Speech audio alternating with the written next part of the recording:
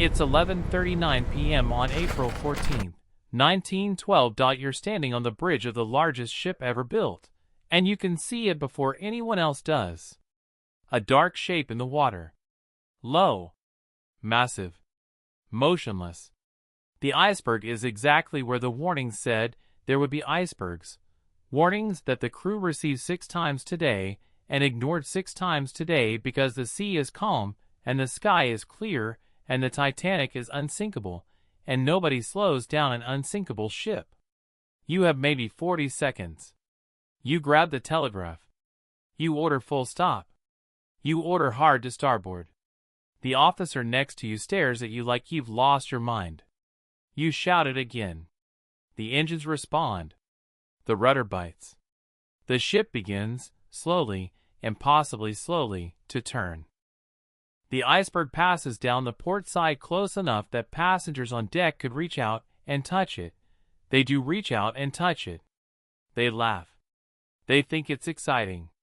They have no idea that in the version of this night where you stayed quiet, that same ice is currently tearing a 300-foot gash through the hull directly below their feet. The Titanic sails on.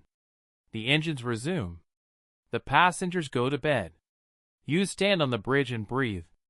You have absolutely no idea what you just started. The ship arrives in New York on April 17th, 4 days late. The delay barely makes the papers. The Titanic docks at Pier 59, and 2,224 people walk down the gangway alive. People who in another April are already 3 miles underwater in the North Atlantic. They collect their luggage. They hail cabs. They argue with customs officers. They go to their hotels and write letters home saying the crossing was smooth, uneventful, that the ship was everything advertised. Among them is a man named John Jacob Astor IV. He is the richest man on the ship, worth in today's money somewhere around $2 billion. He is 47 years old, in good health, and returning from his honeymoon with his 18-year-old wife, who is 5 months pregnant. In the version of this night you prevented, Astor goes down with the ship like the gentleman he is, standing on deck in his life jacket, helping his young wife into a lifeboat, watching it lower into the black water, and then turning around to face what's coming. His body is recovered 11 days later. His son, John Jacob Astor VI, is born 4 months after the sinking to a widow. In your version, Astor walks off the ship in New York. He is not dead. He is not a tragic figure.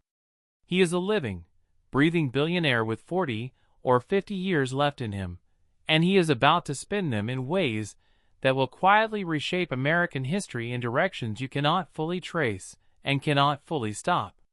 Here is the first thing that changes, and it changes fast. The survivors of the Titanic, the real survivors, the ones from the lifeboats, the ones who were pulled from 45-degree water in the middle of the night, those people testified before Congress 11 days after the sinking. Their testimony was raw and specific and devastating. They described a crew that ignored warnings. A ship that carried lifeboats for half its passengers. A class system that put third-class passengers behind locked gates while first class loaded into boats. Their testimony drove the International Convention for the Safety of Life at Sea, SOLAS, which rewrote maritime law worldwide. Every ship required to carry enough lifeboats for every passenger. Every ship required to maintain a 24-hour radio watch. Ice patrols established in the North Atlantic. Safety standards that are still in force today. There are no survivors in your version. There is no sinking. There is no congressional testimony, and no international convention, and no SOLAS. Not in 1912, not with the same urgency, not with those specific voices describing what it felt like to row away in the dark while 1,500 people screamed behind them. The maritime industry lobbies against the costs of additional lifeboats. The radio operators continue to work shifts with gaps. The ships continue to race across the Atlantic trying to set speed records, because speed records sell tickets. The next maritime disaster, and there will be a next maritime disaster, There is always a next maritime disaster. Happens to a ship that is no more prepared than the Titanic was. You saved 1,500 people on a Tuesday night in April. You may have cost twice that number over the following decade. You don't know. Nobody knows. That's the problem with pulling one thread out of history. You never get to see the whole fabric unravel. You only see the place where your hands were. Now the larger thing. The thing that takes longer to arrive, but hits harder when it does. Among the 2,224 people you saved is a man named Benjamin Guggenheim. He is the heir to a mining fortune, charming, irresponsible, traveling with his mistress, while his wife waits at home in New York.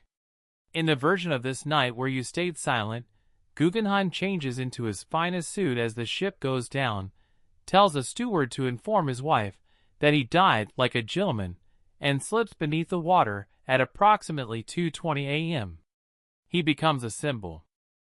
His daughter Peggy inherits his money, is shaped by his death, moves to Europe, becomes the most important art collector of the 20th century, and builds the Guggenheim Museum in Venice, one of the most significant collections of modern art in the world. In your version, Benjamin Guggenheim walks off the ship alive and goes back to being exactly who he was before, irresponsible, unfaithful, a disappointment to everyone who loves him.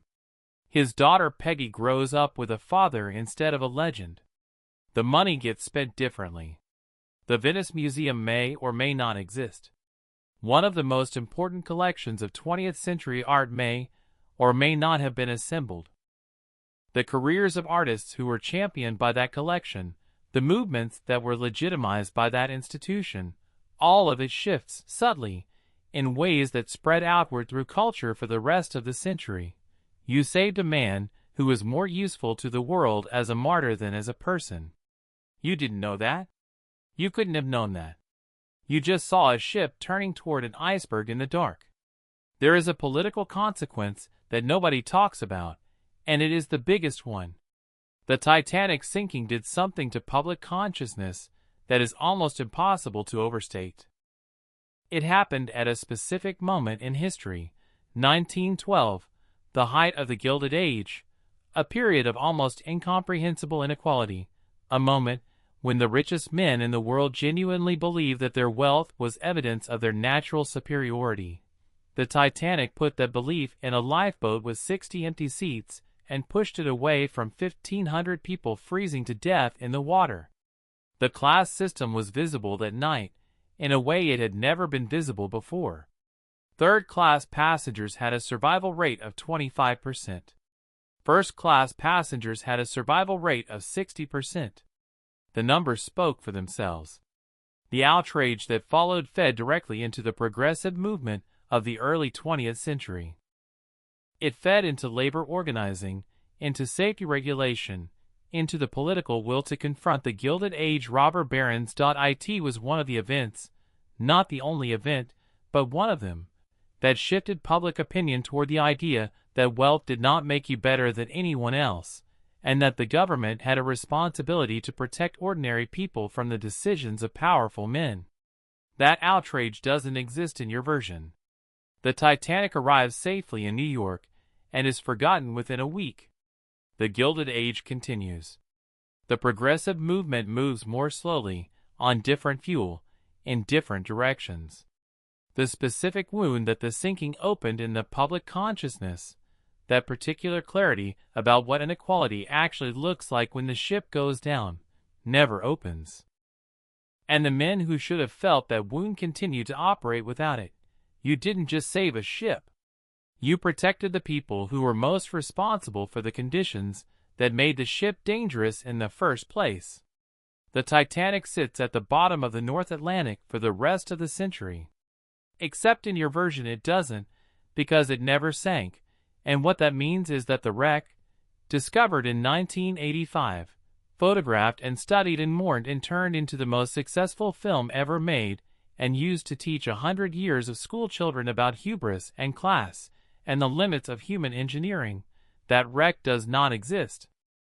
James Cameron makes a different movie in 1997, or no movie at all, or a movie that earns a fraction of what Titanic earned, and the $1 billion that film generated, the actors it launched, the cultural conversation it started, all of it replaced by something else you cannot name because it hasn't happened yet, and now it never will. The ship that was supposed to define the 20th century's relationship with technology and arrogance and death becomes instead a footnote. A ship that almost hit an iceberg once. A ship remembered for a close call and nothing more. Somewhere in a museum in a city that never built a wing to house the Titanic's artifacts, a placard describes a vessel that made 14 successful Atlantic crossings before being retired in 1935. The placard is not interesting. Nobody reads it twice. Nobody makes a film about it. Nobody weeps. And 1,500 people who were supposed to die at sea live out their full lives, raise their children, spend their money, make their decisions, ripple outward through the century in 1,000 directions you cannot follow, changing everything and nothing and everything again, in ways that will never be measured because there is no instrument precise enough to measure what a life does to the lives around it, what a death leaves behind, what the absence of a catastrophe costs a civilization that needed, more than it knew, to be catastrophed. You are standing on the bridge of a ship that is sailing through calm water, under a sky full of stars. The iceberg is behind you. Everyone is alive. The century is ahead. You have no idea what you've done. Neither does anyone else. And that is the part that never gets easier, the knowing that you changed everything, without ever knowing what everything was supposed to be.